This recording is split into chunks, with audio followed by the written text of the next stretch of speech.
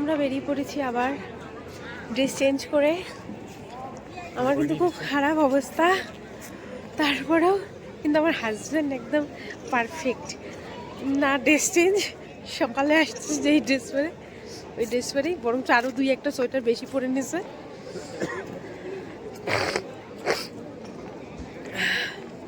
ঠান্ডা প্রচুর। এই যে পিছনেই আমরা হোটেলে ছিলাম, তো তার জন্য বেশি কিছু মনে হচ্ছে না। একটু রেস্ট করে আবার বেরোলাম আমরা এখন। ভিড় তো প্রচুর আছে, এই যে ক্রাউডও প্রচুর আছে। তোমরা কিন্তু বলো আমাকে কেমন লাগছে। আর সব জায়গায় গিয়ে শাড়ি পরি, এখানে শাড়ি না পরলে ভালো লাগবে? তার জন্য শাড়ি তো মাছ পরতেই হবে, বাঙালি বলে কথা অ্যাটলিস্ট।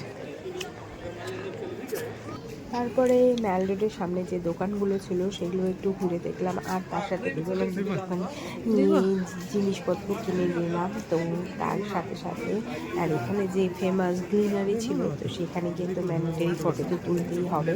তো তার জন্য একটুখানি লাইনে দাঁড়িয়েছিলাম, যেহেতু অনেক ভিড় ছিল।